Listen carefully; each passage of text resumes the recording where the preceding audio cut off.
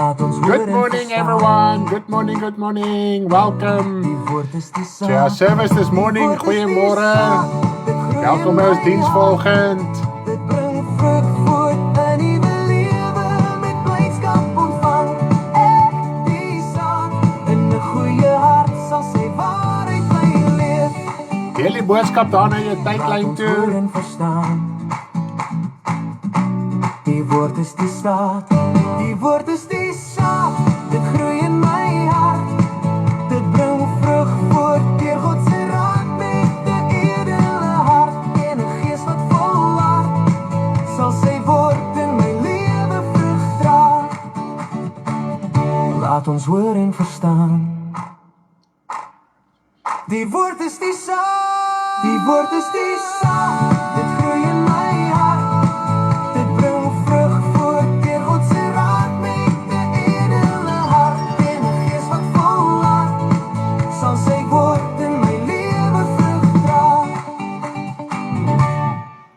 Goeiemôre en hartlik welkom by ons diens vanoggend, Sondagoggend, 8uur wat ons uitsaai op die aanlyn kerk blad op Facebook. En ek wil jou die geleentheid gee om ook die boodskap te deel na jou Facebook tydlyn toe. Dit is jou Facebook feeds toe. Druk net daai share knoppie en dan gaan hy. En dan wil ek ook jou aanmoedig om dit te deel daarna jou WhatsApp status toe. Na die tyd laai ons die video op ons YouTube kanaal, Telegram channel en al ons inligting wat ons daagliks doen. Daar's lekker interessante dingetjies op ons WhatsApp channel. Soos WhatsApp channel is ons daaglikse dingetjie om u in te lig en met u te kommunikeer ensovoorts. En baie dankie vir elkeen se meelewendheid op die polls, op die quizzes, op die vrae. Soos vanoggend het ek net gevra, man, geef my die reaksie. Daai ene wat by jou pas, as jy nou voel, jy het nou sleg geslaap, en gee daai emoji langs die beskrywing wat ek daar gee en so aan.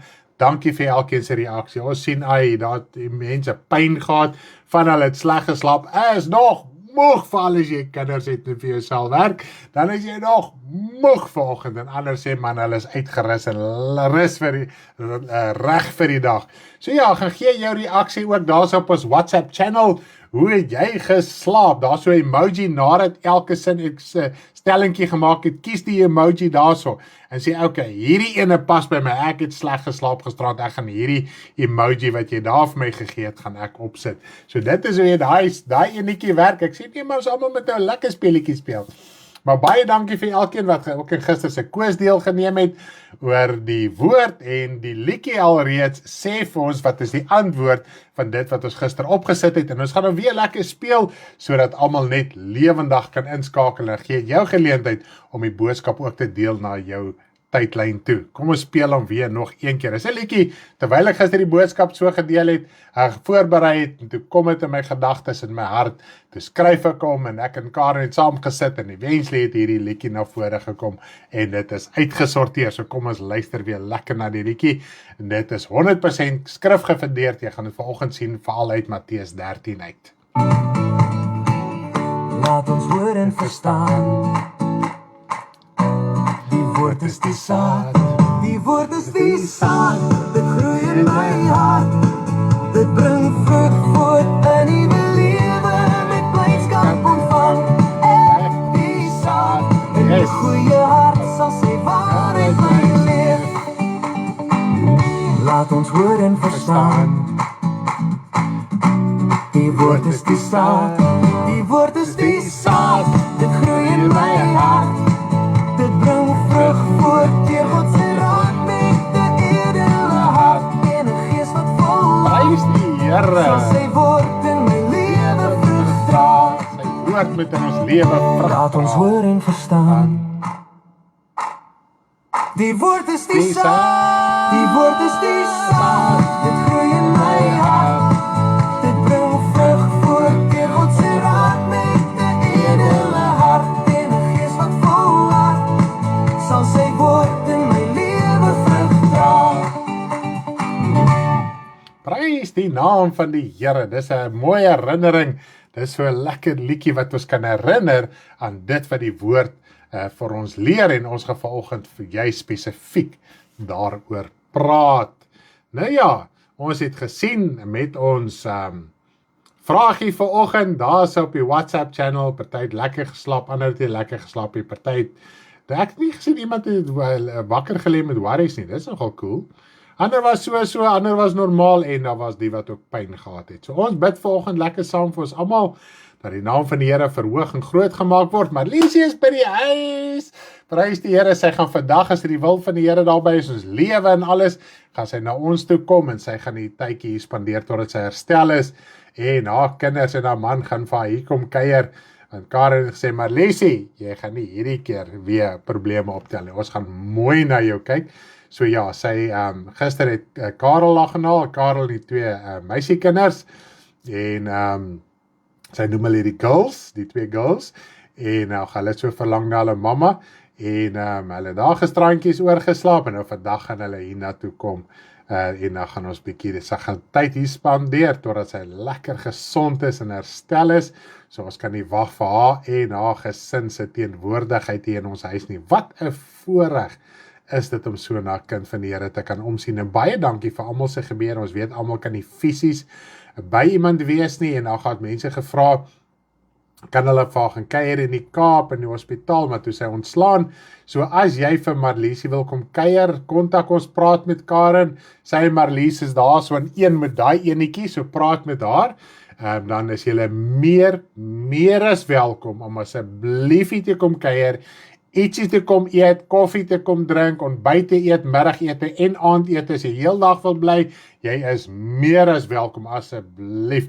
In die week is hier nog een kamer oor met 'n dubbelbed, so as jy wil oorslaap, is jy ook meer as welkom. As jy naweke, dan kom die girls en Katty huis toe, dan kom slaap hulle hier oor en hulle is daar so by die vrou en die mamma en maar andersins is jy meer as welkom. As jy dit naweek wil slaap, ons het opblaasmatrasse. Jy weet, die wat al hier kom kuier het, hier word planne gemaak. Vinnig chop, so asseblief as jy wil kom kuier, vir Marlisie kom maar hulle sessie in die omgewing is jy meer as welkom.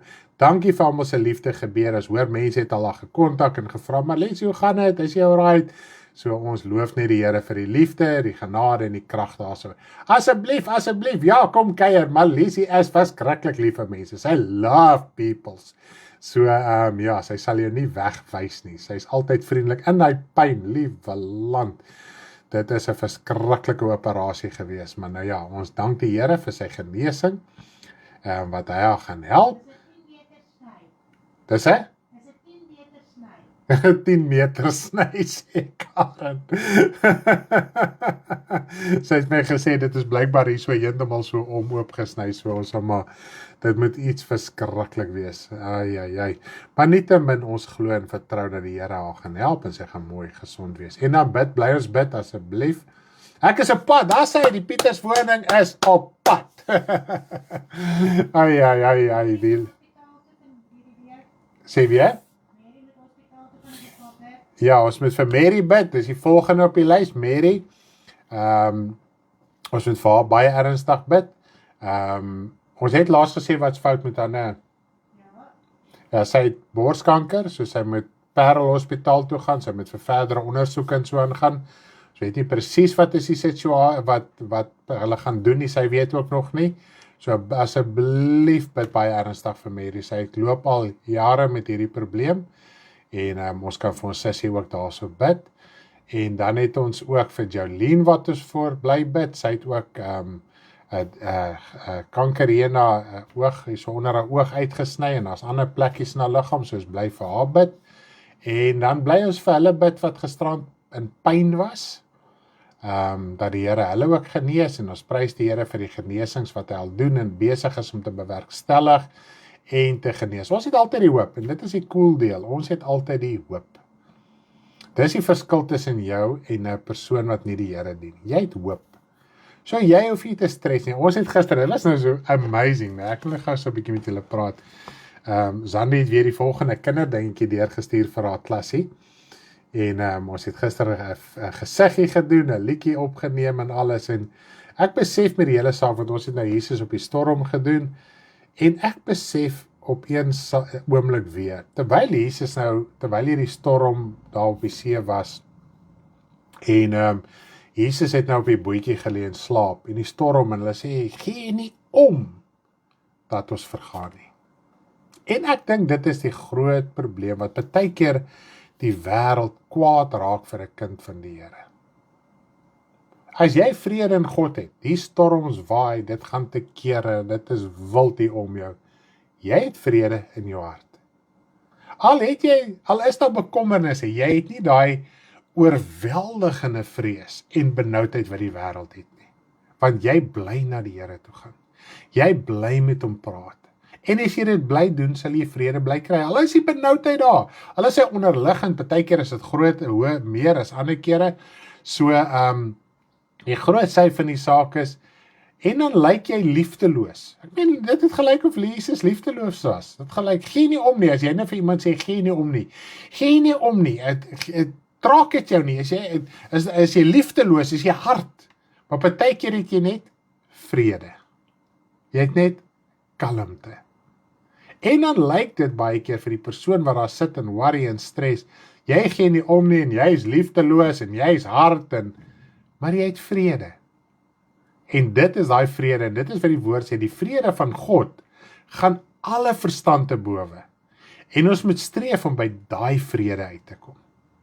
Vrede van God gaan alle verstand te bowe. So dis ons begeerte, en dit is wat die skrif sê, laat die vrede van God julle harte bewaar. En dit is eintlik 'n uitroep, dit is eintlik 'n bede, dat vir mekaar, ons moet vir mekaar bid, dat die vrede van God ons harte sal penetreer, en ons sal beet neem, dat ons in daai vrede kan bly. Amen, prys die naam van die Here. Ja, so ons het sommer gister so tussendeur alles, het ons 'n gesiggie opgeneem, ons het 'n gesiggie liedjie geskryf, ons het hom daar uitgesorteer, en al die dinge, en vanoggend se lied, wat as jy nou eers ingeskakel het, die woord is die saad, gister met die voorbereiding toe kom hier die woorde in my op, om het so 'n bietjie daar neer te skryf, en ek en Karen het so 'n bietjie koppe saam gesit, en uiteindelik het ons die liedjie saam gekry, en daarom kon ons dit nou vanoggend vir julle weer speel, so dis so 'n lekker liedjie om ons te herinner aan die woord van die Here. Nou ja, nietemin, ek gaan vanoggend praat oor, is jy spyt? En spyt waaroor? En wanneer 'n mens spyt is, verwyd jy jouself. So, en vanoggend gaan ons 'n bietjie daaroor praat, en gesels lekker uit die skrif uit, en die groot ding is, as 'n mens baie keer weet, wat is die situasie? Al het jy nie 'n werklike antwoord nie. Jy weet net, my liewe land, dit is dalk die saak. Kan jy al klaar begin nigterheid kry, en jy kan klaar in oorwinning begin lewe. Goed, so ek glo die Here gaan ons vanoggend help, dat ons daai nigterheid kan verkry. Nou kom ons bid heel eerste, en dan gaan ons voortgaan met ons diens vanoggend. Hemelse Vader, ek wil U prys en loof en eer, en vir die dankie sê dat ons weer eens mekaar vanoggend kan aanmoedig, bemoedig, dat ons geleenthede het wat deur U geskep is. U voorsien dat ons Vader kan uitsaai gereeld op die tyd wat dit moet wees, Vader. Dit is wat die woord sê, ons met die voedsel gee op die regte tyd, Vader. Daar's bepaalde tye, en ons kan nie daai tye jiphou nie, ons moet hom voortsit, ongeag die uitdagings, ongeag die challenges, ongeag enigiets, moet ons U woord bly uitdra, ons moet die voeding bly gee. En dankie dat U vir ons die gesondheid gee, die middele, die wysheid, die innerlike krag, die liggaamlike krag om dit wel te kan doen. Daarvoor wil ek U loof en prys vanoggend. Vader, ons wil ek vanoggend bid, eerste vir Marlies. Ons wil vir die dankie sê dat die operasie 'n sukses was. Baie dankie dat hulle so mooi na gekyk het in die hospitaal. En Vader, verder bid ons dat U daai liggaam van haar totaal sal genees. Vader, dat dit 100% sal wees, en dat daar nie weer enige komplikasies verder sal wees nie. Vader, ons sê vir U baie dankie vir U genesing. Vader, versterk ook vir Karel en die 2 girls, om hulle mamma en vrou by te staan, sy vrou by te staan, en hulle ook te versterk in hierdie tyd. Ons besef is 'n geweldige uitdaging, want die hele gesin is uit mekaar uit, en as die mamma nie in die huis is nie, dan voel dit sommer so koud en onpersoonlik, want die mamma bring die warmte, dit bring daai liefde, dit bring daai eenheid, Vader, in die gesin, in die familie. Here, en ons wil bid dat U vir almal sal vertroosting gee, vir die meisies, Vader, en vir Cathy, dat hulle ook hier kan deurgaan en die nodige krag en wysheid sal hê om alles te kan hanteer. Ons loof en ons dankie in Jesus naam. Maar ek wil bid vir my vrou, sy gaan maar hoofsaaklik die carer wees hierso, dat U vir haar die wysheid gee. Ek weet my vrou is geweldig benoud en Here, want dit is sy is lief en sy wil nie dan moet weer probleme en dinge wees nie en sy wil nie iets onnodiglik aanvang nie en ek wil vra dat U asseblief sal help, want die liefde bring 'n mens tot nugterheid, tot wysheid en ek dank U dat U haar ook sal help. Vader, ons dankie vir elkeen wat omgee en wat omgegee het en nog steeds omgee en nog steeds bid, dat U hulle ook sal versterk. Ons bid ook vir Mary wat die week met Parel Hospitaal toe gaan, Vader, met daai saak van die kanker in haar. Vader, ons kan net stil wees voor U en ons kan net uitroep saam met haar, dat U asseblief vir haar wonderwerk sal doen. Ons dankie in Jesus en haar vertroos, haar versterk haar, Vader, haar kinders en almal deur haar sake, die soveel mense aanraak en ook siele red, Vader. Ons besef baie keer en dit is wat ons laas jaar so baie geleer het, baie keer met ons sterf, dat ander kan lewe. Ons as kinders van U is uitgeroep om te sterf, sodat ander kan lewe. Ons wil te veel lewe, ons wil ons self te veel laat geld. Ons wil goed voel, ons wil glamour hê, ons wil al die dinge hê, ons wil die gemak hê, ons wil die gerief hê, ons wil die gesondheid hê. Maar Vader, as my siekte, as my probleme, ander ou se siel kan red, moet ons dit kan aanvaar en ons moet wysheid by U kry, hoe om dit te kan. Partykeer is hy pyn so ondraaglik. Die vrese by die benoudhede wat met my liggaam gaan gebeur. Vader, U alleen kan vir elkeen daai wysheid gee, daai verstaan gee. Vader, om te verstaan, ek moet sterf, dat 'n ander een kan lewe. Here, ons besef dit nie altyd nie. Here Jesus, U het vir ons die voorbeeld nagelaat. Ek kan nie sterf sodat ek kan nie as 'n middelaar en iemand in die bres tree nie.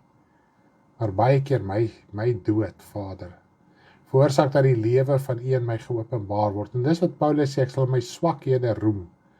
Hy was eerder bereid om baie tekorte te hanteer en te aanvaar, ongemak, ongerief, deur te maak, sodat ander, Vader, in U ryk kan wees, in U oorvloed kan hê, in U verlossing kan hê, en in U redding kan hê.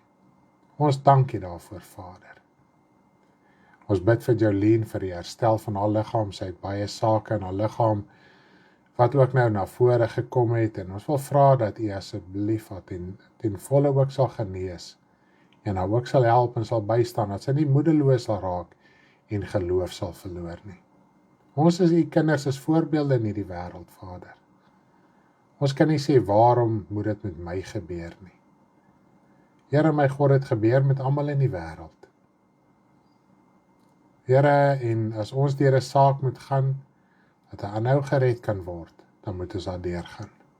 Al baie kere sit ons met ons in ons eie mens wees, sit met sulke gewoontes, karakters, geaardhede, idees, dat ons voel, hierdie saak gaan my breek, dit gaan my, en dis baie keer wat moet gebeur, ons moet breek, sodat die lewe van Christus, daai liefdevolle, sagmoedige, geduldige, lankmoedige, verdraagsame lewe van Christus in ons geopenbaar kan word. Vader, want die lewe van Christus is ook wie U is.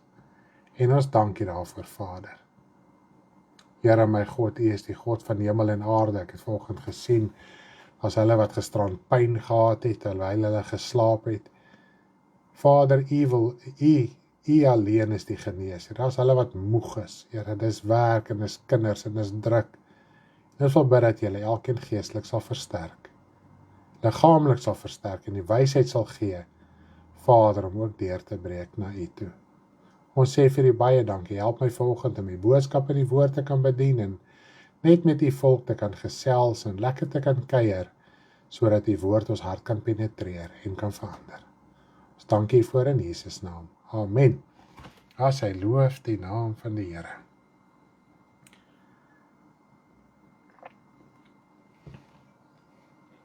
Daar sê, nou ons gaan vanoggend lekker gesels. Is jy spyt en spyt waaroor? En as 'n mens spyt is oor iets, dan loop 'n mens mos met 'n geweldige verwyte. Nou ek dink elke mens op aarde loop rond met een of ander iets waaroor jy spyt is. Is dit nie so nie? Nou daar's baie dinge waaroor 'n mens spyt kan wees, of soos hulle in die Kaap sê, spyt kry, né? Dit is so, ons almal het maar een of ander manier van spyt. Nou ek gaan net so 'n paar punte noem, net om ons gedagtes bymekaar te kry, dat ons kan lekker verstaan en in 'n eenheid kan kom en verstaan waaroor die bediening in die woord gaan vanoggend. Voel of Andrei se saak my wil breek. Ons bid vir Sandra. Dis nie maklik nie. Dis op en af. Sandra, ons bid baie ernstig. En ek wil u vra by jy huis ook, asseblief, bid baie ernstig vir Sandra. Dis 'n geweldige saak. Andrei se hele saak, sy liggaam is op en af, en dan sit die kant toe en daai kant toe, en daar's nie meer antwoorde nie. Maar daar's 'n antwoord by God. Kom ons bid ook net vir Sandra. Vader, ons loof en ons prys U, Here. Ons vra vir U, Here, dat die grootste sy van die saak is, ons moenie geloof verloor nie. Te midde van ons sake, dit is 'n drukking wat 'n mens nie kan beskryf nie. Wat se kant toe, Vader? Andrei se liggaam, dan is dit die kant toe, dan is dit daai kant toe. Die dokters het ook nie eens meer raad nie. Daar's eintlik nie meer operasie en medikasie wat enigiets kan verander nie. En ons wil vra, Vader, dat U sal help. U sê U sal nie toelaat dat ons booskragte versoek word nie. Vader, elke saak en elke ding in 'n mens se lewe is 'n geweldige druk. En mens kom op 'n punt wat jy voel, dis bo my kragte. Maar dan lees ek weer wat Paulus sê.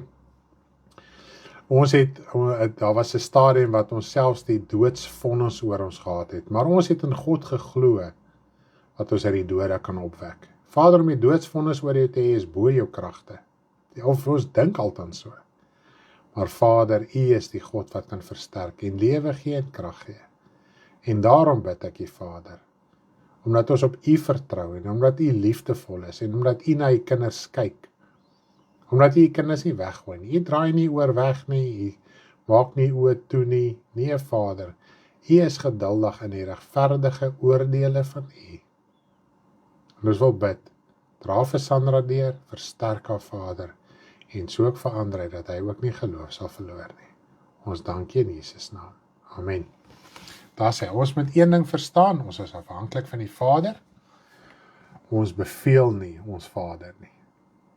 God is nog dieselfde gister, vandag, tot in alle ewigheid. Ons kan nie God beveel nie, ons lees in die Bybel, nie as Jesus het die Vader beveel nie. Hy het hom gevra, hy was nederig, hy het hom erken, en so is met ons hartshouding ook teenoor hom wees. Nou ja, as ons kyk na spyt, waaroor was jy al spyt gewees? Kom ons noem gou so 'n paar punte. Moontlike dinge, en dit kan natuurlik honderde ander dinge wees, maar ek dink hierdie is soos 'n paar hoofpunte wat ons in 'n rigting kan instuur. Finansiëel, besluite wat jy gemaak het, finansiële besluite wat jy gemaak het. Ons kan baie keer haar spyt wees, is dit nie so nie. Beroepskeuses, baie keer beroepskeuses was nie eens in jou hand nie, jy moes maar gevat en gedoen het wat jy in die hande kon gekry het. Nou kyk jy terug in jou lewe en dink jy myself, as ek nou maar net bietjie daar meer opgestaan het en daar wakkerder was en daar meer ywerig was, kon ek 'n beter beroepskeuse gemaak het, né? En maar baie keer is jy in 'n saak, dit is hoe dit is, dis al wat daar was, jy kon niks daaraan verander het nie, maar tog is jy op 'n manier spyt daaroor. Nou hierdie ander ene is 'n bietjie meer wat 'n mens self oor kan besluit en nie oor kan besluit nie. Jou neus indruk waar dit nie moes wees nie. So, en ek kan vir jou sê, ek dink baie van ons het al een of meer so 'n situasie beleef. Jy het jouself ergens gaan indruk waar jy nie hoort nie en jy kry nou nog die pak slaag daarvan. Is dit nie so nie? Nou ja, dit sluit aan by die volgende punt, nie net waar jy jou neus indruk nie, ook iets wat jy gedoen het wat die hele tyd voor jou kop gegooi word. Dalk deur familie, vriende, mense wat jou ken. Jy het dit dalk 20 jaar terug of as 'n kind gedoen of as 'n tiener en dit bly voor jou kop gegooi word, oor daai foutjie, daai dingetjie wat jy gedoen het, wat in die mense oë fout was. Baie keer was dit nie eens 'n fout nie, dit was maar net 'n opregte iets wat jy gedoen het, maar iemand het seer gekry, en dit word die hele tyd voor jou kop gegooi. So jy verwyd jouself, jy is so spyt oor dit wat jy gedoen het. En kom ons gaan na 'n volgende punt toe. Een of ander erge sonde, of dalk self misdaad gepleeg, wat min of niemand dalk van weet nie. Nou ja, dit baie kere, as jy dink aan 'n sekere sonde wat niemand van weet nie. Jy kan dit as 'n klein kind gedoen het, jy kan dit as 'n tiener gedoen het, as 'n jong mens, as jy al 60 en dan dink jy daaraan, dan raak jy sommer weer so rooi van skaamte van vooraf. Al weet niemand daarvan nie. Jy weet God het daarvan geweet. So dan loop 'n mens baie keer met daai spyt. Nou, 'n ander ene, en dit is 'n groot saak, ek noem net hierdie punte, ek gaan nie op hierdie punte in diepte uitbrei nie, want ek wil by 'n sekere saak uitkom. Ontrouheid in die huwelik. En dit is 'n groot saak. Ja, in baie huwelike is daar een of ander ontrouheid. En tot vandag toe in jou huwelik loop jou maatjie nog, soos hulle sê, catfoot, of jy loop op eiers, soos hulle sê, jy loop op dun ys. So ja, en dit kan 'n huwelik en 'n gesin geheel en al breek, alhoewel man en vrou nog dalk getroud kan wees, is daar die hele tyd daai ongemak in die huwelik. So jy is so spyt, en jy het dit al probeer opmaak met jou maatjie, en probeer wys, maar ja, dit was net in 'n oomblik, dit was 'n situasie gewees, dit was nie moetswillig nie, maar dit wil net nie uitsorteer nie. Goed. En dan die huwelik self, en die huwelik praat oor, baie keer is ons spyt oor die huweliksmaatjie wat ons gekies het. Is dit nie so nie? In jou innigheid, in jou eenkant, is jy spyt daaroor. En baie kere, wanneer 'n mens so kuier en gesels, en die wêreld, vir alles is in die wêreld, is nie, kinders van die Here doen dit mos nie, hulle party en kuier en raak nie dronk en drink en sulke goeders nie. Maar toe as jy in die wêreld was, vir alles die voggie so 'n bietjie vloei, en dan kom maar baie dinge in die hart uit, dan hoor jy eintlik, wow, hierdie ou of hierdie vrou is eintlik spyt oor die huwelikskeuses wat hulle gemaak het. Nou ja, ander het self spyt oor die kinders, die feit dat hulle besluit het, hulle gaan kinders kry, kinders verwek. So daar's baie dinge waarom jy spyt is. Party is 'n groot spyt, en ander is baie meer gering. Maar dit kan so erg wees, dat dit jou binneste verteer. Of dit ruk jou dalk die heeltyd af, as jy wil poog om op te staan, of om eintlik anders te lewe, beter te lewe, om te sê, weet jy wat, ek gaan hierdie verwyte weggooi, ek gaan opstaan as mens, en ek gaan nie meer hierdie saak, en hierdie situasie, daai persoon verwyte. Partykeer sit ons met verwyte teenoor ander. So ons moet nie net vandag voel, dis daai wat die ding teen my kop gooi nie. Ons moet vandag sê, wie verwyd ek ook vandag? En baie keer bring dit jou tot nigterheid, om te dink, okay, ek verwyd na daai persoon, wat jare terug, en of daai persoon verwyd my, maar ek verwyd hierdie ene. Ek verwyd dalk my lewensmaatjie, ek verwyd dalk my kinders, ek verwyd my ouers.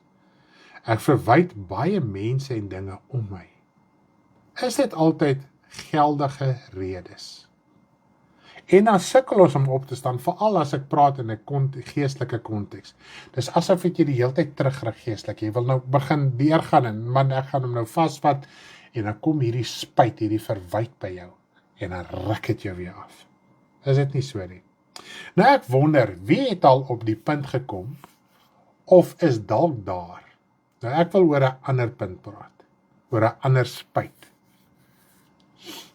Met jou as kind van die Here spesifiek. Was jy al op die punt gewees, dat jy spyt is, dat jy die Here begin dien het? En het jy al bewuslik besef, waarom jy spyt geraak het? Of het jy maar net moedeloos geraak? So laat weet my, ek gaan vir ons 'n baie mooi liedjie speel, wat Karen ook gister uitgesorteer het. So ek gaan hierdie liedjie speel, hy is nie baie lank nie. Gee my jou reaksie hier so in die kommentare. Was jy al spyt, of is jy spyt dat jy die Here aangeneem het, of wel aangeneem het? Kom ons speel gou die liedjie.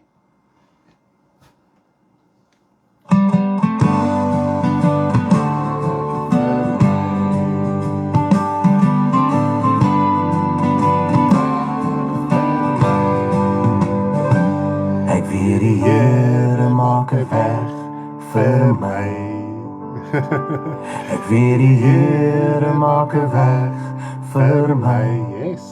As ek altyd heilig leef, sonde haat, na goedheid streef, ek weet die Here maak 'n weg vir my. Ek weet die Here maak 'n weg vir my. Ek weet die Here maak 'n weg vir my. As ek altyd heilig leef, sonde haat, na goedheid streef, ek weet die Here maak 'n weg vir my. Ek weet die Here maak 'n weg vir my. Prys die Here. Ek sien hierso, amen, amen, ek het seker vorige ietsie, nee, verseker nie, ek voel veilig by die dak, by die Here. En nee, nog nooit spyt nie, maar was al baie moedeloos, ja, dis die groot ding. Yes, I was right in the beginning when I started losing friends and family, yes, and there we are getting to the core of the problem, isn't so, Jolene? Glad nie, sê Zandi, net groot verantwoordelikheid. Ja, nee, kyk, en jy het hierdie week uitgevind, al bedien jy kinders.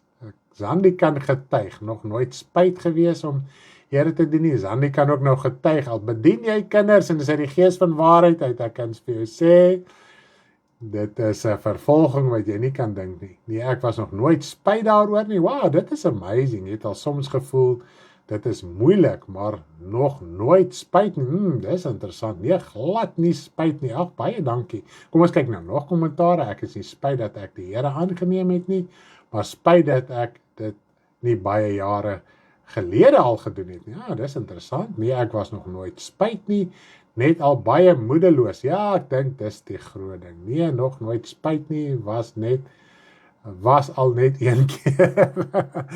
Spyt het ek nie die waarheid vroeër gekry nie, dan sou ek my kinders anders geleer het. Ja, dit is seker eintlik die groot ding. Daar kan dalk sekere dinge wees waaroor 'n mens spyt is wanneer 'n mens die Here aanneem, né? Nou, ek wil met jou as gelowige praat. Nou, ek kan vir jou sê, met eerlikheid in my hart, daai moedeloosheid, né, wat 'n mens kry, is maar so 'n bietjie 'n onderliggende spyt, afhangende hoe erg jy hom gekry het, né? En die groot sy van die saak is, ek wil vanoggend met jou praat oor hierdie spyt, oor hierdie punt van moedeloosheid waarna ons kom. Hoekom is dit so? Nou, Jolene het daar vinnig ietsiekie aangeraak, en ons gaan vanoggend so hoofsaaklik uit een gedeelte in die skrif lees, maar voordat ons daar uitkom, wil ek net gou so 'n bietjie iets deurpraat met u. Ja, want dit voel of ek niks reg kan doen nie, Lisel. Ek kan met jou daar so saamstem. Dit is wanneer 'n mens spyt is. Ek kan niks reg doen nie. Nou ja, ek kan vir jou sê, ek was meer as een keer in my lewe op daai punt. Ek is eerlik met u vandag.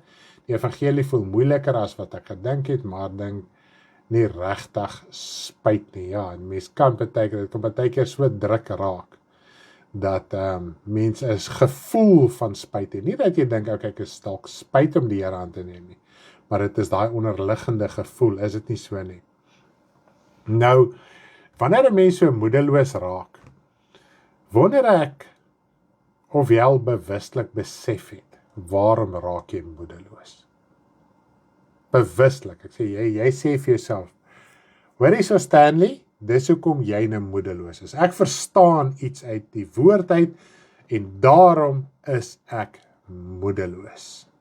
Ok, nou, jy kan vir my reaksie toon as jy graag wil, jy kan eens vir my sê, yes, nee, ek het al so gevoel, nee, ek het al nie so gevoel nie, of net 'n sinnetjie daar los, maar nietemin, ek gaan voortgaan. Nou, ek wil met jou praat, want dit is iets wat elke gelowige omkom. Moedeloosheid, spyt oor iets in jou lewe, is dit nie so nie? Elkeen wat poog om godvrugtig te lewe, sal dit ondervind. En dit is nou die punt waar ek by wil uitkom, en dit is wanneer 'n mens ook moedeloos raak. As jy godvrugtig wil lewe, as jy graag die Here wil dien, jy het die Here aangeneem, jy is ywerig, jy is lief vir die Here, jy het hierdie nuwe lewe gevind, spyt oor my reaksie teenoor hoe ek dinge hanteer. Ja, dis 'n groot saak, my Ancient. spyt hoe jy dinge hanteer. Selfs as kind van die Here, want ek meen, daar's 'n ou mens wat saam met jou kom, daar's ou gewoontes wat saam met jou kom, en in die Here groei 'n mens ook, né? Is dit nie so nie? Nou as jy God vrugtig wil lewe, sal jy baie keer hierdie punte van moedeloosheid en spyt ensovoorts wel beleef. Partykeer raak 'n mens so moedeloos dat jy vir dae nie wil bid nie. Sommer net kwaad en opstandig en net rebels, as ek die woord mag gebruik, weerspannig. Nou die persoon wat 'n Christen uit 'n tradisie is, dien nie die Here nie. En daarom sal so 'n persoon dit baie maal nie ondervind nie. So 'n persoon wat net opgegroei het as 'n Christen, kind van die Here, hulle het vir jou gesê, jy's 'n kind van die Here, maar jy is nie eintlik 'n kind van die Here nie, want uit tradisie is jy 'n Christen. So 'n persoon ondervind gewoonlik nooit so iets nie. Nou om 'n Christen by naam en tradisie te wees, maak jou nie 'n kind van God nie, al doen jy Christelike dinge. Goed. En dit is wat ons moet verstaan, en ek dink uit ons Bybelstudie les die laaste tyd, die wedergeboorte, en nou die waterdoop, as jy nie deel is van ons Bybelstudie Dinsdag en Donderdag aande nie, asseblief, kontak ons, dat jy jou handleiding kan kry, dat jy kan opvang, die boodskappe is daar, die vorige lesse is daar, dat jy lekker kan opvang, en saam met ons kan deurgaan, dan sal jy verstaan, skriftuurlik, nie as gevolg van 'n mens se opinie, of 'n kerk se leerstelling nie, 'n mens is nie 'n kind van die Here, wanneer jy tradisioneel net as 'n Christen groot geword het nie, doen Christelike dinge nie. Daar's 'n groot verskil tussen 'n kind van die Here wat weergebore is, en net om tradisioneel 'n Christen te wees. Goed, en nou is met dit so verstaan, want die groot ding is, ek wil gou met jou praat op hierdie punt, voordat ek aangaan. Sou die feit van die saak wees, omdat jy 'n Christen is, uit tradisie uit, ek praat nou nie van weergebore nie, omdat jy 'n Christen is jou pad ook hemel toe, jy's 'n kind van die Here, jou saak is reg. Kan ek vir jou een ding vandag sê, as ons so redeneer, sê ons eintlik God is partydig. Hoekom sê ek so? Ek is nogal soms teleurgesteld in myself as ek nie die mannemoed het om altyd die evangelie te verkondig nie. Dis die waarheid, dis die waarheid. Rawaida, dit is net so. Hoekom sal ek sê, as jy, ek praat nou van tradisioneel, jy het nou in 'n kerk groot geword, jy is nou whatever, al daar gedoop of nie gedoop nie, maak nou nie saak wat jou leerstelling is nie, maar dis 'n Christelike kerk, jy het nou daar groot geword, jy het nou deur al hulle stappies en ropes en dinge gegaan, en jy is nou groot mens, jy is getroud, jy sit nou nog, of jy is nie getroud nie, jy is nou nog deel van hierdie Christelike kerk, maar jy het nooit tot bekering gekom nie. As 'n Christelike kerk, die tradisie van Christenskap, vir jou sê, dat jou saak is reg met die Here, en jy gaan hemel toe, is God partydig, want, wat van die persoon wat as 'n nie-Christen groot word, wat in 'n nie-Christelike huis gebore word? Wat van daai persoon? So die uiterlike rituele van godsdiens en tradisie, veroorsaak partydigheid, en onregverdigheid. Maar, weer eens kom ons terug by die een sentrale punt, waar daar geen partyskap is nie, en dit is wedergeboorte. Elke mens op aarde, maak nie saak hoe oud is jy, maak nie saak hoe jonk is jy, maak nie saak of jy manlik of jy vroulik is, maak nie saak in wat se kultuur jy groot geword het, stam, taal of nasie nie. Wedergeboorte maak ons almal gelyk. So die nie-Christen moet sy hart vir die Here gee, om kind van God te word. Daarna moet hy die pad stap, soos wat dit vir ons in die Bybel opgeteken is. Hy kan nie by sy vorige geloof bly nie. Hy moet sy geloof verlaat. Nou as jy tradisioneel 'n Christen groot geword het, jy sekere dinge aangeleer, waarvan die meerderheid veral sekere leerstellinge onbybels is. As ons vat byvoorbeeld, ons doen nou die doop, die klein doop.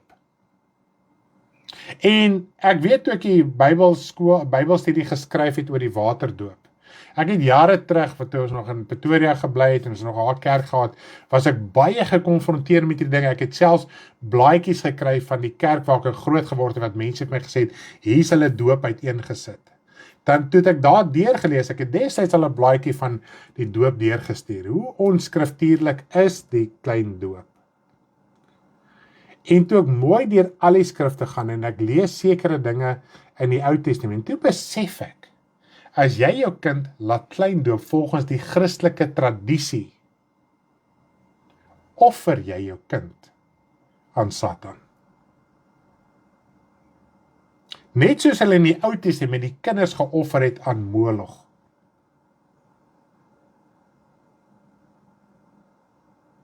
Want is 'n onskriftuurlike saak. Karen het die week na my toe gekom en gesê, my man, ek wou net gaan seker maak het by myself. Waar kom die hele klein doop vandaan?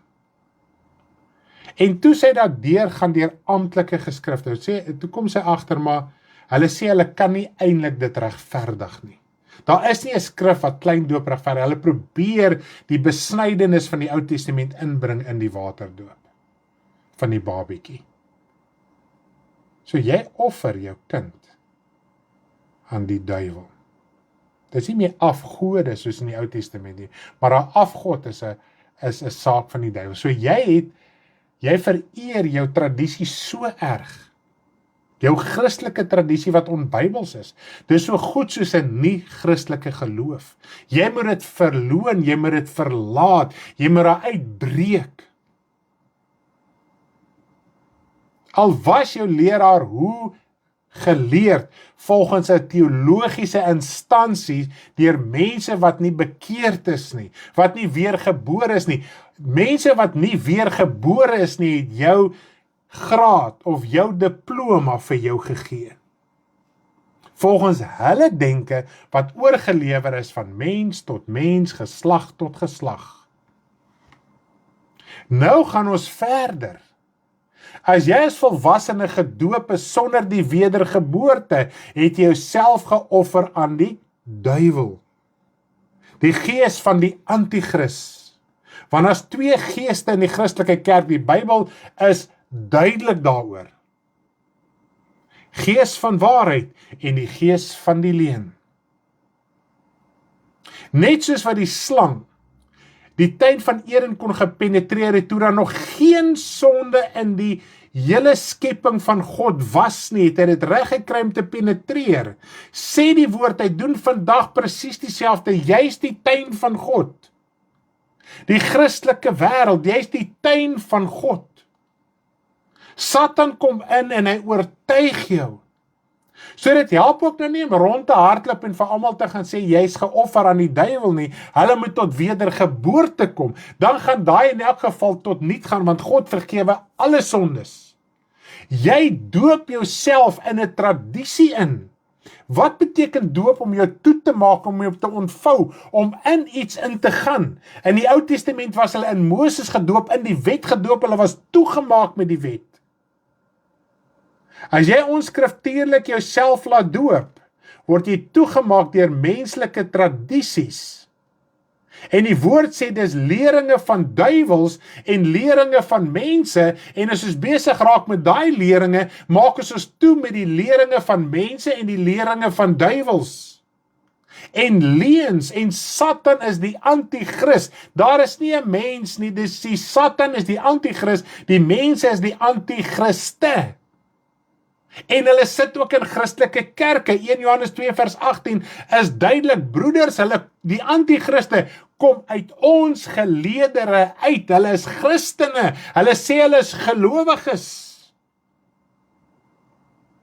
Dis nie een of ander duiwelaanbidder nie. Hulle is deel daarvan.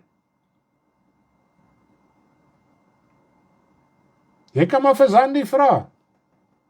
Kinderbediening. 7 jaar oue kinders. As daai gees van daai leuen teen jou kom, ek kan vir jou sê, as jy daar wegstap, jy is moeg, jy is gedaan. As dit 'n wêreldse saak was, was dit niks. Ek het al so duiwelaanbidders gefeis, dan stap jy weg en voel jy, okay, wat het jy nou probeer doen? Dan kom jy by 'n ou tannie, wat sê sy dien die Here, wat bietjie Bybelse agtergrond het, wat jy begin teestaan, sy hoef nie baie te sê nie. Dan voel dit of jy ingewande uitruk, jy is moeg tot die dood toe. So as 'n mens die geestelike kan verstaan, dan kom jy agter. Dis wat die Here Jesus sê, moenie oordeel volgens die vlees nie. Moenie dink daai is 'n oulike, pragtige, sagte mens nie. Moenie oordeel nie voordat hy kom, wat die harte gaan openbaar maak nie. Goed, en ons moet dit verstaan vandag. Ek weet nie hoe ek het glad nie dit voorberei nie. Ons moet dit net begryp vandag. Ons moet verstaan, ons lewe in 'n geestelike wêreld. Ons is nie besig met hierdie tydelike goed nie.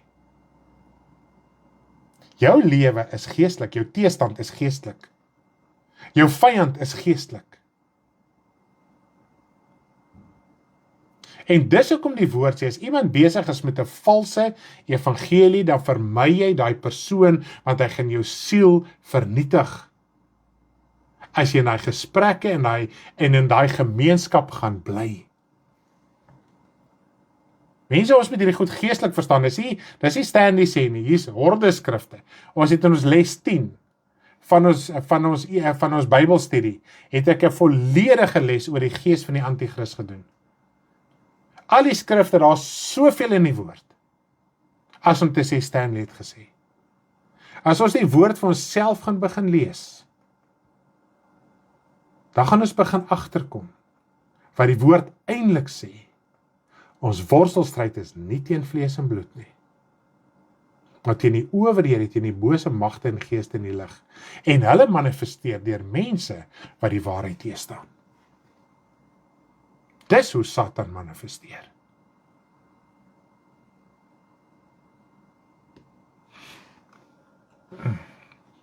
Okay, kom ons gaan aan. Prys die naam van die Here. Ek gaan hoofsaaklik uit Matteus 13 van vers 1 tot 23 lees. Ek gaan net punte aanhaal en dan gaan ons daar deurgaan sodat ons iets kan verstaan oor waarom ons partykeer spyt is. Ek gaan dit as 'n kerngedagte gebruik. Hoekom ons partykeer spyt is en moedeloos raak. En dan moedeloos is eintlik 'n baie moeilike plek om op te wees, né? Moedeloos is 'n groot plek om op te wees. Ek was een keer gehoor iemand sê jy raak moedeloos, dan raak jy biddeloos en dan raak jy goddeloos. Dis die hele loos familie. So ons moet ook daai kan verstaan om daar 'n bietjie uit te breek. Is dit nie so nie? Wanneer ons baie male weet waarom ons sekere dinge ondervind, wat veroorsaak dat ons spyt is dat ons die Here dien, of selfs net moedeloos raak, dan kry jy sommer nigterheid. Het al besef, mens kan nie aanhou die mens oordeel, hulle is in die mag van Satan, stap weg en bid vir hulle, prys die Here. Dit bring my by die punt uit, wat ek vroeër aangeraak het om Christen te wees, en om werklik weergebore te wees. Dit is om kind van die Here te wees, of bekeer te wees. Nou, ek wil hê jy moet die volgende verstaan. Of jy nou voel, jy het nog nooit spyt gehad, nog nooit moedeloos geraak nie, of jy was al daarso, of dinge het al bietjie te taf geraak vir jou, in die evangelie, waar die geval mag wees. Maar ek gaan volgende ietsie lekker met jou deurgesels. Nou, as kind van die Here, die oomblik met jou geestelike wedergeboorte, het jy die gees van die Here ontvang. Nou, 'n persoon wat tradisioneel Christen is, het nie die gees van die Here nie. Sy verstaan is heeltemal anders van die woord as jou verstaan. Dis nommer 1. En ons moet klik, ons moet dit moet al met 'n liggie opgaan. Nie net 'n lig nie, die lig van die Here moet in ons hart opgaan.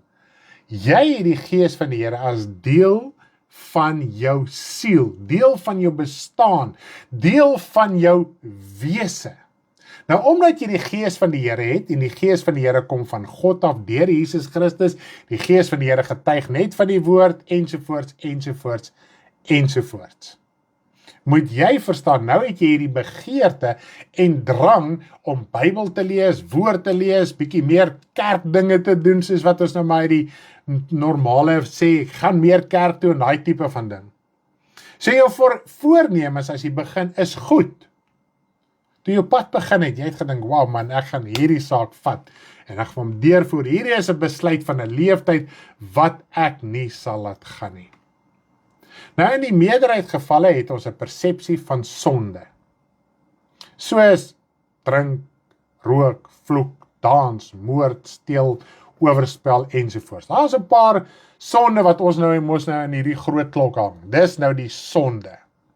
Nou het jou hart vir die Here gegee, jy dalk van hy sonde gedoen of nie gedoen nie, en jy is verlos. Ek kan onthou toe ek die Here aangeneem het, net om vir u te getuig, ek het onmiddellik, die begeerte na drank was totaal weg gewees.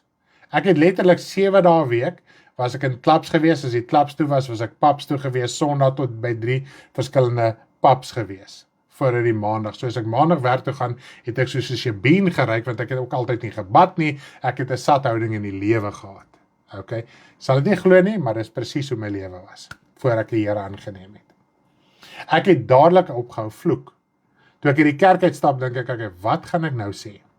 Alright, nou is hierdie groot sondes weg. Okay, nou is hulle weg, nou is jy kind van die Here, jy's happy, daar gaan jy, né?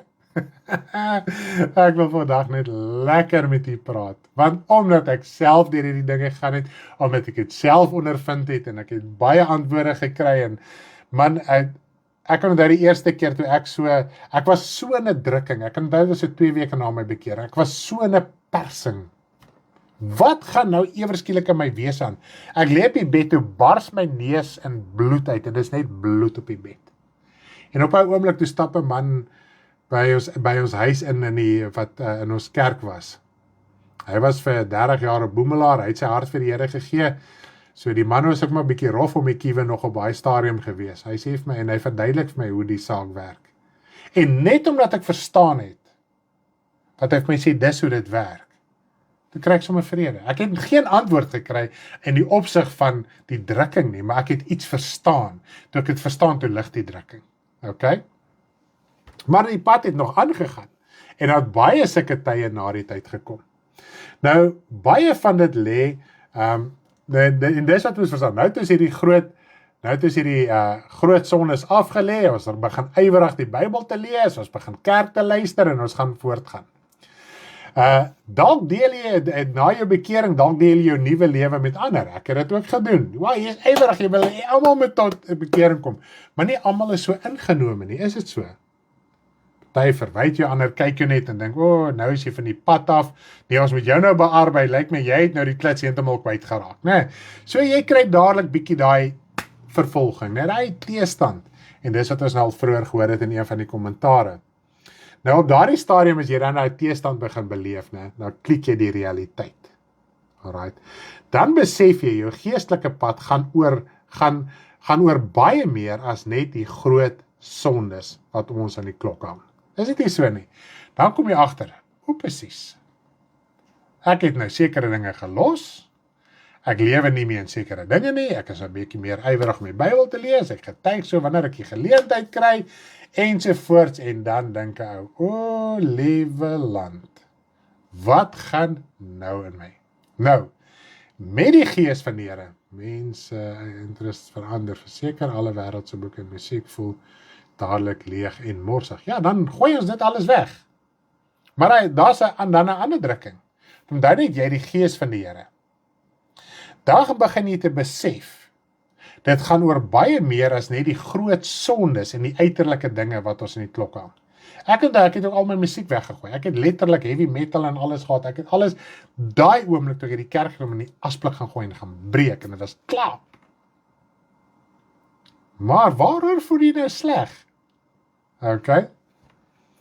Nou begin jy sleg te voel oor baie meer dinge wat jy sê en doen.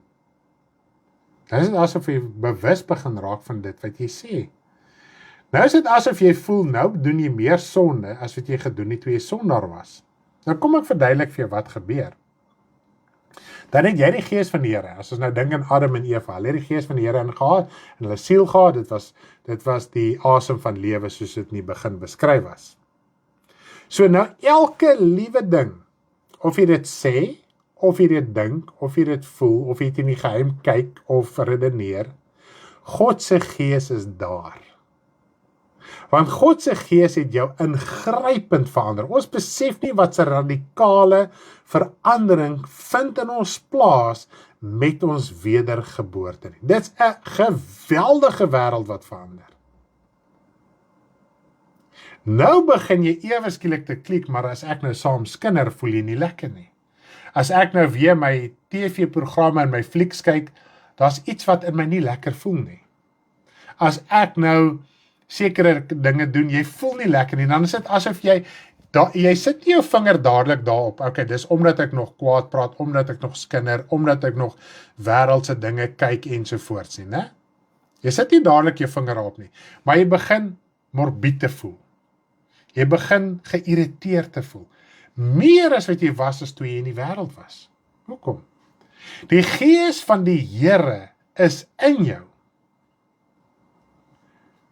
En elke ding wat jy gaan doen, wat teenstrydig is met of dit nou moeswillig is of net uit gewoonte is, dit maak nie saak nie. God se Gees bly oortuig 24 ure 'n dag. Toe Adam en Eva gesondig het, was hulle dadelik oortuig. Hulle het dadelik iets gedoen. Hulle het gaan wegkruip. Dis wat ons doen. En moedeloosheid maak dat jy wegkruip. Spyt maak dat jy wegkruip. Verwyte maak dat jy wegkruip. Nou besef jy, maar soos wat jy jou pad aanstap, dat sonde gaan nie net oor hierdie groot sonde nie, dit gaan oor my hele lewenstyl, hoe ek besigheid doen, hoe ek by die werk optree, hoe ek my werk doen. Nou ewe skielik moet jy 'n besluit maak, en ek was dadelik daar in my werksposisie, destyds toe ek die Here aangeneem het, want ons was geweet, ag man, jy doen 'n ding hier onder die tafel en daar, nou nie te groot nie weer, is mos nou nie om die maatskappy skade aan te doen nie, dis hoe ons mos nou voel, nee. Maar tog, jy steel bietjie, jy vat bietjie daar, jy is oneerlik bietjie daar, en want ek meen, daai jare, die ouens het baie maklik bottel drank weggegee en so aan, nou so, voor ek die Here gedien het, dan doen jy iets hier net vir daai bottel drank en so aan, en doen 'n guns hier wat teenstrydig is met die werksreëls, maar almal doen dit so, jy doen dit ook. Nou kom jy in dieselfde posisie, en dan vra die ou vir jy, sal iets mee doen, maar daar is vir jou bottel daar in my kas. Jy vir hom, nee meneer, ek drink nie. Ek gaan dit nie so doen nie. Kyk en vir jou sê, jy moet keuses maak. Dan kom jy agter, dit gaan nie net meer oor die groot sondes nie. Want dit wat jy daar doen, net jy, daai persoon en God sien dit, natuurlik die duiwel ook, obviously. So wat gaan jy doen? Dis 'n baie keer op sulke oomblikke, veral as jy weet jy gaan finansiële skade ly. Wat jy so half bietjie spyt is dat jy die Here aangeneem het. En dan maak jy daai keuse. Kom ons sê jy maak nou maar die keuse volgens die ou gewoonte. Hier binne, God se Gees stem nie saam met jou nie. Jy gaan nie lekker voel nie. Dalk geïrriteerd. Jy gaan omgekrap wees en jy weet nie vir watter rede nie. Jy gaan te neergedruk wees en jy weet dalk nie vir watter rede nie. Okay? Maar die Gees van die Here het jou ingrypend en permanent verander.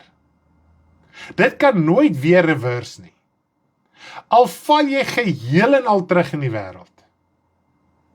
Terwyl jy asem op hierdie aarde het, sal God se Gees jou bly oortuig, want dit is nie sy wil dat jy verlore sal gaan nie. En alhoewel dit nie sy wil is nie, moet jy jou keuse maak om by sy wil in te pas. Dis soos jou kind. My kind, ek wil nie jy moet seer kry nie, maar dit by die kind se keuse, waar hy kind gaan doen, om seer te kry of nie seer te kry nie. Dis nie my wil nie, maar my kind kan teenstrydig met my wil optree, en dan byvoorbeeld die seer kry. Ons dieselfde. En ongelukkig in ons geestelike lewe, het dit ongelukkige ewige straf. God straf jou nou nie. Daai wat jy voel, God straf jou. Daai wat jy voel, God is weg van jou. God het jou verlaat. Nee, God het jou nie verlaat nie, jy het God verlaat. Jy veroorsaak dat sonde 'n skeidsmuur tussen jou en God veroorsaak. So wat gebeur nou? Jy verloor daai innerlike vrede en kalmte. Alright? So nou tree jy op teenstrydig met God se wil, want jy het God se Gees gewilliglik toegelaat in jou hart. Dit het jou hele wese verander. Sorry. Dis hoe dit sal wees. En as ons nie hierdie roeping en verkiesing vasmaak nie, Dit is wanneer ons bly struikel, dis wanneer ons sukkel om te oorwin, dis wanneer ons nie kan deurbreek na God nie. Ons wil hê God moet deurbreek na ons toe. Dis die algemene ding in die Christelike wêreld. God het klaar deurgebreek na jou toe. Die dag toe jy weer gebore is, het hy sy gees in sy hart, so hy's klaar in jou. Ons moet ons hart oopmaak, ons moet ons hart net verder verbreed en oopmaak en lewe volgens die woord. Jy kan nooit ooit weer lekker sonde doen nie. Die geesoortuiging is daar, dit kan gebeur dat jy dit begin haat. Dit is so. Jy kry baie mense. Hy verwyd homself omdat hy die Here aangeneem het, want hy kan nie die stem van God in sy lewe dooddruk nie. Die sonde wat hy gedoen het as sondaar, lekker geparty gejol, nou ewerskielik is dit asof hy in die doderyk is, wanneer hy sonde doen. En wat gebeur dan? Dan begin die kind van die Here meer te doen as die wêreld. Hy drink meer, hy jol meer, hy party meer, hy probeer 'n groter belaging van homself maak. En dan moet jy besef, Here, waar is ek? Is ek spyt dat ek U aangeneem het? Dat ek nie meer kan lewe en kan doen soos wat ek gedoen het in die verlede. Here, waarom mag ek nou nie meer dit doen nie? Wat is nou fout? Opstand. Daai opstand is spyt. Dan bly ons terugkeer na dit wat ons was in die wêreld om aandag te kry. En om aansien te kry, en om 'n lekker gevoel te kry. Baie keer wil jy probeer wegvlug van die gees af, en dit toemaak. Ons kan nie. God stem glad nie saam met ons, en ons moet dit verstaan, omdat jy 'n geestelike mens is, God stem glad nie saam met dit wat ons uiterlik doen, om ons te laat goed voel, en in die wêreld sukses te wil hê nie. God stem nie saam met hierdie dinge nie. Waar is ons hart? Die woord van die Here sê vir ons, as almal van jou goed praat, dit het hulle gedoen in die valse profete in die Ou Testament. En selfs in die Nuwe Testament. As ons wil hê almal moet van ons goed praat, sê ons is 'n valse profeet. As ons wil aanhang hê, en ons gebruik allerlei wêreldse dinge om daai aanhang te verkry, om aandag op onsself te kry, om onsself te laat geld soos wat ons in die wêreld onsself laat geld het, dan sê ons het teruggeval, ons is 'n valse profeet, ons is bevange met die gees van die Antichrist. Ons het oorgegee aan die leuen. Al lyk dit, al het ons nog 'n gedaante van godsaligheid, die krag van God se gees se oortuiging het ons verloon.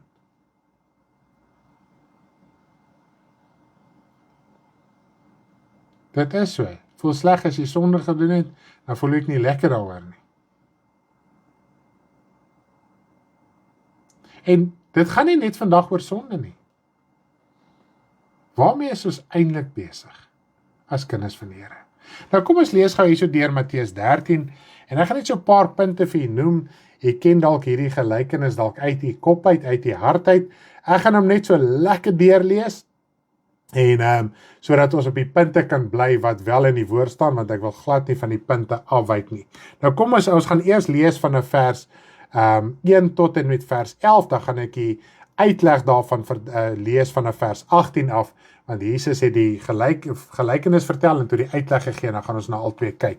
Kom ons lees gou lekker vinnig hierso deur. En op daardie dag het Jesus uit die huis uitgegaan en by die see gaan sit, en groot menigtes het by hom vergader, sodat hy in 'n skei geklim en gaan sit het, en die hele skare het op die strand gestaan. En hy het baie dinge deur gelykenisse tot hulle gespreek, en gesê, 'n saaier het uitgegaan om te saai. En terwyl hy saai, val 'n deel langs die pad, en die voëls het gekom en dit opgeëet. En 'n ander deel het op die rotsagtige plek geval, waar daar nie grond was nie. En dadelik het dit opgekom, omdat daar geen diepte van grond was nie. Vers 6. Maar toe die son opgaan, is dit verskroei, en omdat dit geen wortel gehad het nie, het dit verdroog, vers 7. En 'n ander deel het in die dorings geval en die dorings het opgekom en dit verstik. En 'n ander deel in die goeie grond geval en vrug opgelewer. 100 en ander 60 en ander 30voudig. Wie ore het, laat hom hoor. En die disippels het gekom en het vir hom gesê, waarom spreek jy deur 'n gelykenisse? Toe antwoord hy en sê vir hulle, omdat dit aan julle gegee is om die verborgenhede van die koninkryk van die hemele te ken, maar aan hulle is dit nie gegee nie. So ons moet ons hart oopmaak, en dis wat die Here Jesus sê, ons moet soos 'n kind word, nie kinderagtig raak nie. Wat doen 'n kind? Wat moet ons leer by 'n kind? Kind is afhanklik, maak sy hart oop, gaan na sy ouers toe, vra hulle, praat met hulle, gee sy hart vir hulle, raak gehoorsaam. So dit is wat die Here Jesus sê. So ons moet ons ore oopmaak, ons ore spits, en dan gaan jy die gelykenis verstaan. Maar toe kom die Here Jesus en hy lê dit wel vir sy disippels uit. Kom ons lees vanaf vers 18, en dan gaan ons hom so stap vir stap vat. En hierdie gedeelte, ek moet die eerste keer toe ek hierdie gedeelte klik, toe besef ek, hierdie is 'n opsomming van die mens en die kind van die Here in die algeheel. Jy kan eintlik net hierdie gedeelte vat en gereeld hierna kyk en sê, waar pas ek in, hoe staan my saak, wat is die situasie? Goed, kom ons begin. Luister julle dan na die gelykenis van die saaier, van vers 18 tot 23. As iemand die woord van die koninkryk hoor en nie verstaan nie, kom die bose en roof wat in sy hart gesaai is, dit is hy by wie langs die pad gesaai is. Nou, heel eerste moet ons verstaan, hy sê ons moet hoor, so ons met die woord hoor, die geloof kom deur die gehoor en die gehoor deur die woord van God. Nou, ek wil net gou oorspring, in Lukas 8 is daar presies dieselfde gelykenis, daar is so hier en daar 'n sinnetjie ekstra en so aan wat Lukas ingesit het en wat anders omskryf het, wat vir ons bietjie meer duidelikheid kan gee, ook verder van Matteus 13. Nou, ek gaan net die een sin lees, in Lukas 8 vers 11, Lukas 8 vers 11, dit is dan die gelykenis, die saad is die woord van God. So wanneer jy moet jy hoor wat die woord van God is, so die saad is die woord van God. Nou dit was ons quiz gisterand of gister op die WhatsApp channel, die saad is die woord van God. Goed. So wanneer sekere mense die woord van die Here hoor, dan dadelik verwerp hulle dit. Goed. Maar jy as kind van die Here is nie daar nie, jy wat vandag luister, dit was nie jy gewees nie. Jy het nie die woord verwerp nie, jy gaan nog aan, jy druk nog deur. Maar ek moet ook vir jou sê, van tyd tot tyd kan kinders van die Here dinge wat hulle pad verbykom, die woord van waarheid, dadelik verwerp. Hoe kan jy dit sê? Dit is wreed, dit is liefdeloos, God sal dit my nie verwag nie, terwyl die skrif dit sê. As die skrif dit sê, kan ons sê, God kan dit nie van my verwag nie. As die skrif dit sê, verwag God dit van ons. As jy nog nie daar is en jy hoor vir die eerste keer die woord en jy skrik jouself boeglam, sê, Here, nou weet ek nie. Wat nou? En dan gaan jy en jy gaan praat met die Vader en hy sal jou help om nugterheid te kry en om te oorwin. Mense met soms 'n gemaklike en gerieflike lewe en dan is dit asof 'n mens al spyt voel dat jy die Here aangeneem het. Ja, jy kan nie meer lekker gaan sê, nee, as tog kinders van die Here wat dit doen. Hulle sit vir die son en hulle voel, no problem. Dis 'n bitter gevaarlike plek om op te wees. Is God se gees, sy oortuiging nog in jou lewe? Bewe jy nog? Voel jy nog sleg oor die sonde? Of is jou hele lewe maar net omgekrap? Nou net, dit waarmee jy jouself voed, dit manifesteer in jou lewe. Al voel jy dalk nie sleg en jy regverdig jouself om sekere sondes te doen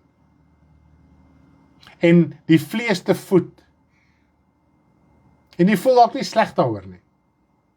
Hoekom is jou hele lewe omgekrap? Hoekom is jy binneste net nie lekker nie? Hoekom verstaan jy sekere basiese dinge nie in die woord nie? Ek praat nou van iemand wat nou die pad stap. Dis omdat dit waarom jy jou volmaak, die saad in jou wegpik. Kom ons vat byvoorbeeld, ek gaan net 'n simpel voorbeeld doen. Jy kyk na die boodskap, jy verstaan, wow, ek het hom, ek verstaan hom so. En jy sit hier af en jy loop bietjie rond en jy dink, ja, wow, my movie gaan nou begin of my game gaan nou begin of whatever. Jy sit die TV aan. Jy saad. En as jy gaan iets onthou, gaan jy dit hier onthou. En jy gaan dit as 'n gebod op 'n gebod onthou en 'n leer op 'n leer. 'n instelling op 'n instelling. As jy hier afsit, ek wonder wat is vandag se dagstukkie, kom ek kyk gou. Want die dagstukkie is nie daar, is nie besig om saam te werk met God wat jou iets wil laat leer, om te verstaan om geestelik te groei. Jy wil mos tog geestelik groei. Jy wil tog geestelik verstaan, jy wil verlos wees. Jy wil God vrugtig lewe. Daarom het God jou by 'n plek gesit, om jou die leiding en die rigting te kan gee, om dit te kan doen. As jy 'n dagstukkie gelees het, al is dit nie die vers, is die saad, want dit is nie in lyn. Nou kan jy vir my sê, ja, maar is die woord, kom ons stop net gou, ons breek net gou alles hier. Hoe het Satan vir Jesus versoek? Hy het die skrif aangehaal en het hom reg aangehaal. Hoe het Satan vir Eva versoek? Die woorde van God is die skrif, dis die woord van God. As God gesê het vir Adam en Eva, julle moenie, is dit gebod. Dis wet, dis testament, dis instelling. Satan kom haal God se woord aan. As jy deur die evangelies lees, hoeveel keer het die fariseërs na Jesus toe gekom en gesê die wet van Moses, met die egskeiding, met die belasting. Die Sadduseërs wat na Jesus toe gekom het met die opstanding.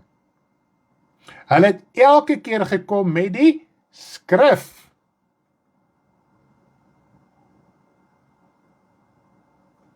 Nou lees ons in 2 Korintiërs 11. Net soos wat die slang vir Eva verlei het, verlei hy julle tot en met vandag deur predikers wat hulle voordoen as predikers van geregtigheid, maar hulle is valse apostels en bedienaars.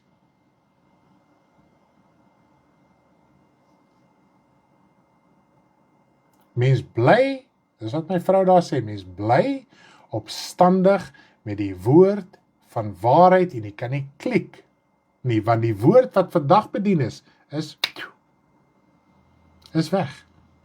So wanneer jy weer die bediening luister, is dit asof jy die eerste keer weer hoor. Al lees jy die skrif, al kom my dagstukkie op en jy lees nie die vers. Dit is nie in lyn met wat God besig is met jou nie. In die bediening om geestelik op te staan en geestelik te groei. Hoeveel somme goed sit ons aan? Hoeveel goed stuur mense vir ons?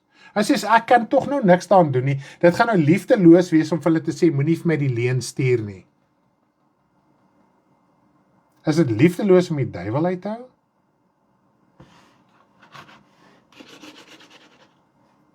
Ons verstaan om ons fisiese wêreld te beskerm. Ons kinders te beskerm. En partykeer die reëls wat ons het, en die dinge wat ons doen, ons gaan ver. Maar ons het nie verstaan om die duiwel uit te hou nie, want dis liefdeloos om die duiwel uit te hou. Dis liefdeloos om die leuen uit te hou. Dis liefdeloos om vir daai persoon te sê, moenie meer vir my die leuns stuur nie, ek glo dit nie. Stuur vir hom een keer die waarheid. Ons wil in guns wees by die duiwel. Ons wil hê die duiwel moet ons lewe goedkeur. En hoe doen ons dit? Deur mense wat besig is met die leuen. Met grappies, met wêreldse dinge, met valse aanhalings. Hoeveel van hierdie goed deel ons? Hoeveel van hierdie goed luister ons? En omdat dit 'n Christelike prediker is, en dit is hierdie Hulle ramp die goed op soos Hollywood.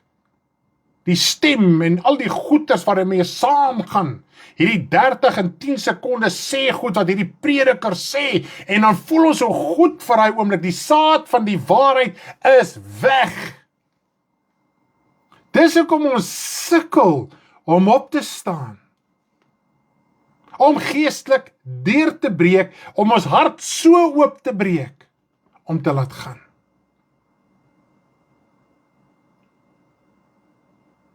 Ek kan vir jou een ding sê. As jy nie op 'n punt kom om te verstaan nie, het jy of teruggeval, of die duiwel het hom bekeer. As jy nie daai oortuiging meer in jou binneste het nie, en jy voel as 'n mens wat praat wanneer die skrif gelees word,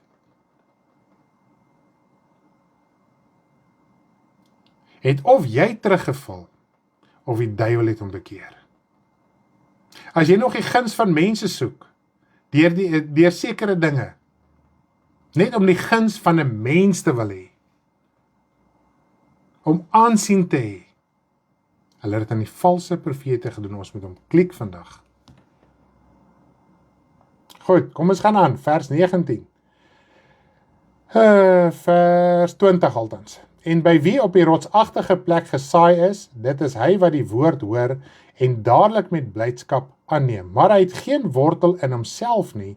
Hy is net vir 'n tyd, en as daar verdrukking en vervolging kom ter wille van die woord, struikel hy dadelik. Nou dis ongelukkig, die meerderheid val al op hierdie punt terug. 'n dag, 2 dae, 'n week, 3 dae, partykeer 'n maand, partykeer 'n jaar. Meerderheid mense wat die Here aangeneem het, val terug op die punt.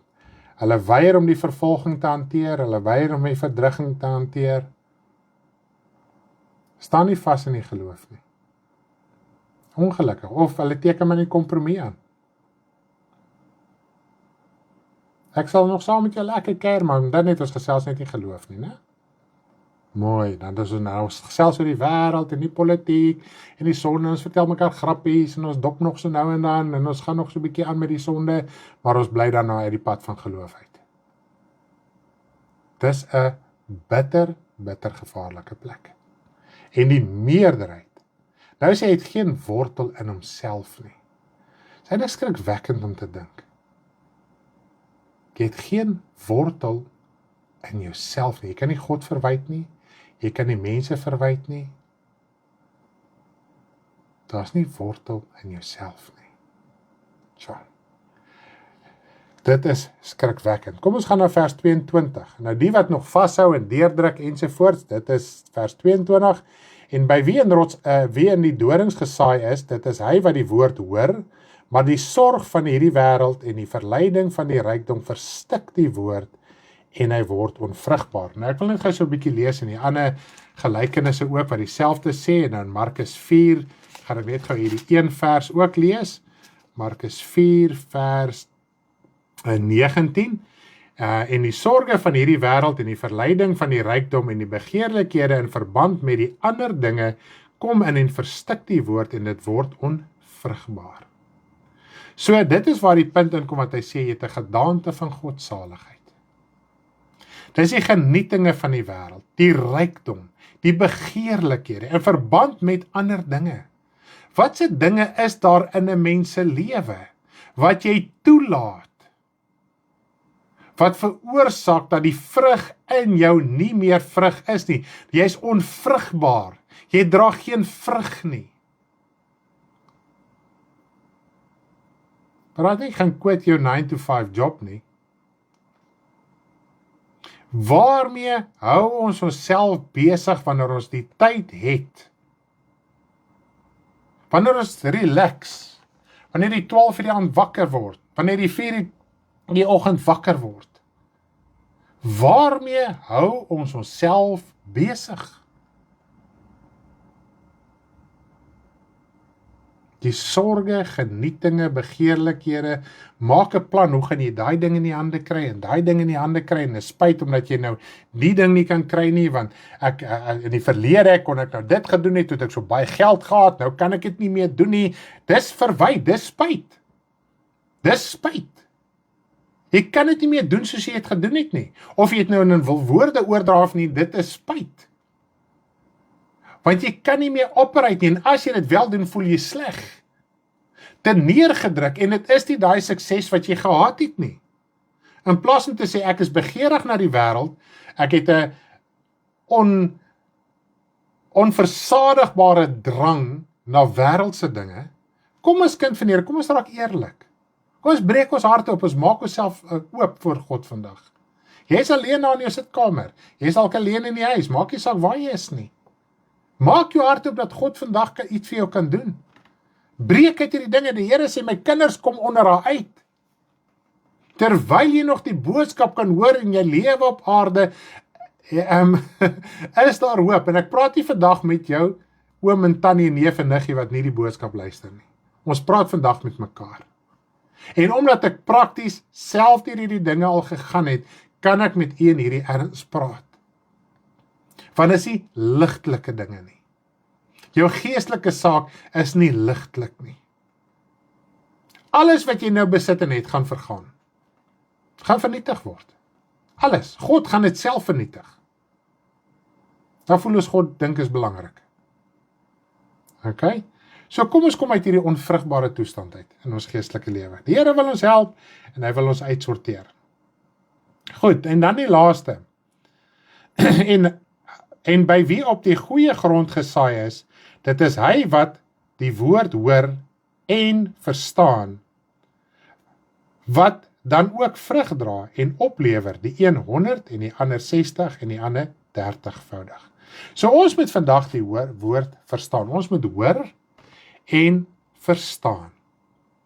Want dit is eintlik skrikwekkend as jy dink vers 12 van Matteus 13.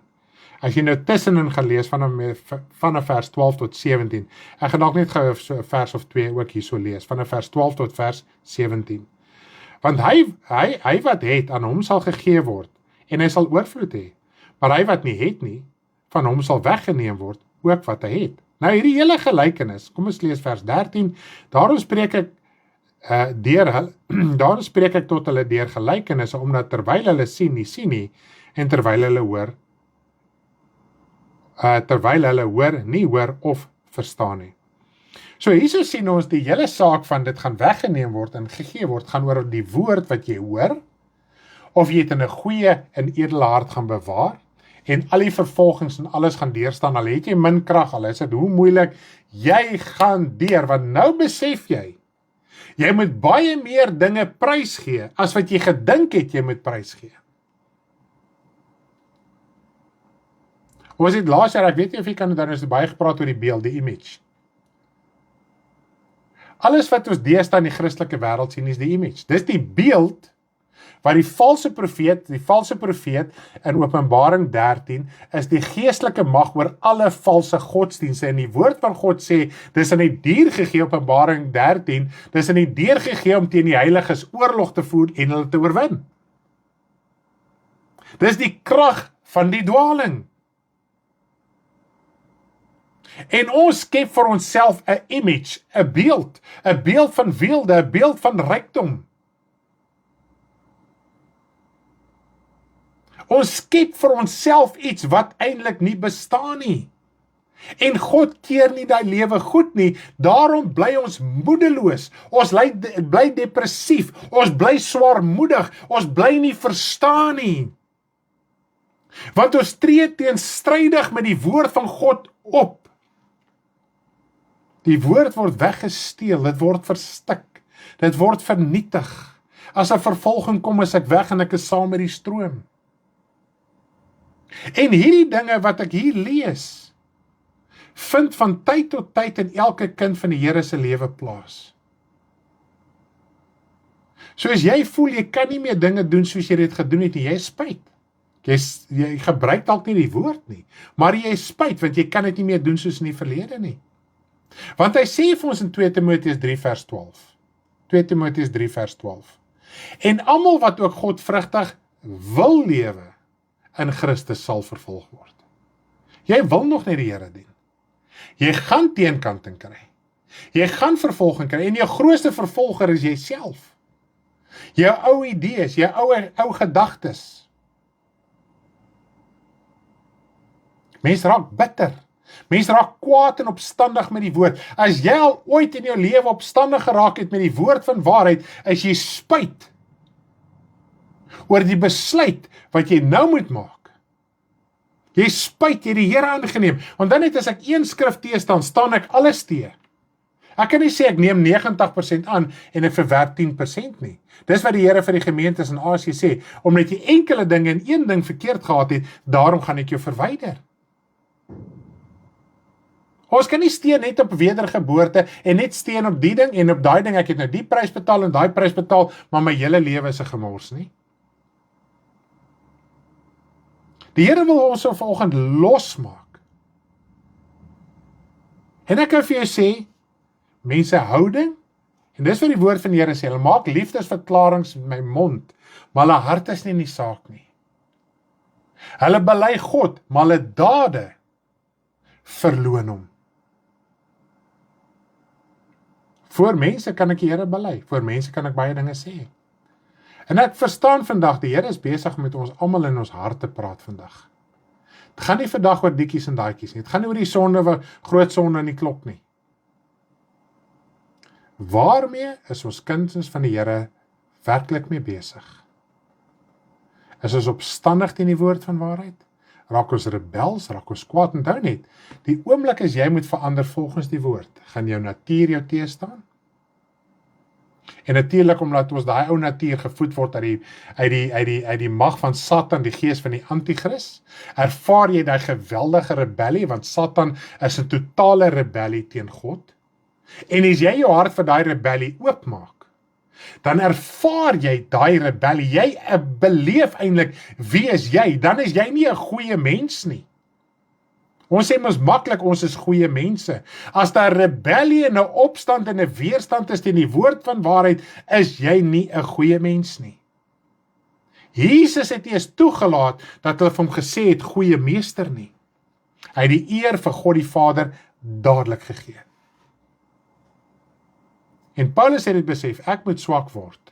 Ek moet begin ingee, ek moet hierdie liggaam kan stry, ek moet in bloede toe stry teen die sonde, sodat die krag en die gees en die heerlikheid van God in my lewe geopenbaar kan word, dat ek 'n bruikbare werktuig vir God se koninkryk kan wees.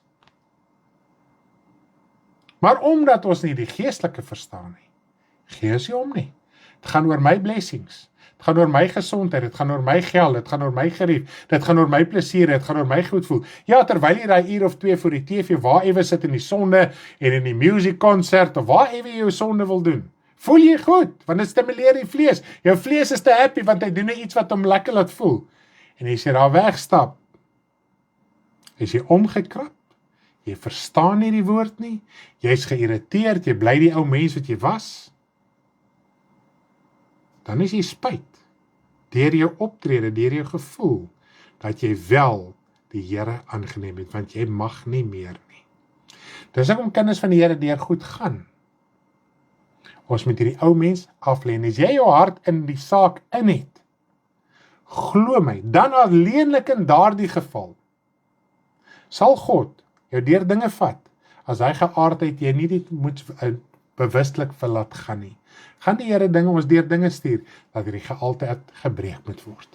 En ek praat uit ondervinding. Ek moet oor baie dinge dink, wat ek in die evangelie, hoe ek opgetree het en gedoen het. Ek skaam vir my mors dood. En as jy nie wil verstaan nie, die Here sal jy deur 'n saak vat, dat hy karakter, hy natuur in jou kan verander, want jy wil mos godvrugtig lewe. Jy wil mos die Here dien. Jy wil mos iets doen vir die Here. Jy wil mos liefdevol wees en al hierdie mooi dinge. Daai hartige aardheid van jou en met jou breek. Partykeer kos dit 'n finansiële, materiële saak om dit te laat breek. Dalk in jou gesondheid. Daai geaardheid wat jy gehad het, it ain't no more. Asseblief Here, moet met geveg in my binneste, dit is opstandigheid en is onvrugbaar in die evangelie. En weet jy wat is die amazing deel? In dit alles, as jy vandag kan verstaan, gaan altyd na God toe. Al is jy kwaad, as jy opstandig, ek het al op die Here geskree van opstand. Ek het al vir God gesê, hy is onregverdig, ek het nie meer binneste gehou nie, net uitgebreek en gesê, Here, ek kan nie meer nie.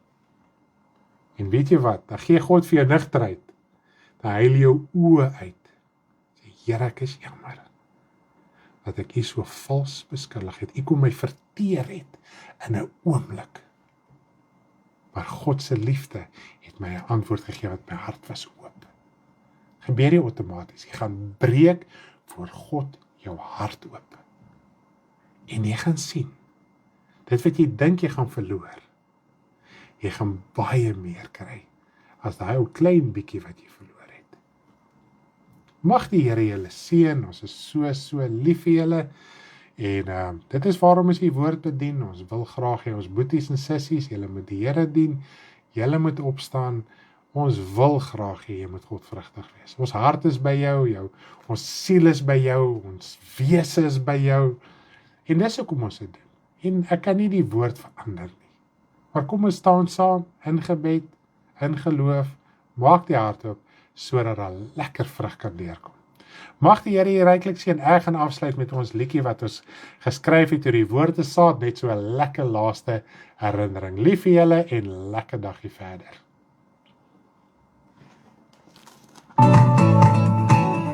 Laat ons hoor en verstaan. Die woord is die saad, die woord is die saad. Dit groei in my hart, dit bring vrug voort in nuwe lewe met blydskap ontvang. Die saad in 'n goeie hart sal sy waarheid bly leef. Laat ons hoor en verstaan. Die woord is die saad, die woord is die saad. Dit groei in my hart, dit bring vrug voort deur God se raad met 'n edele hart en 'n gees wat volhard. Sal sy woord in my lewe vrug dra. Laat ons hoor en verstaan. Die woord is die saad, die woord is die saad.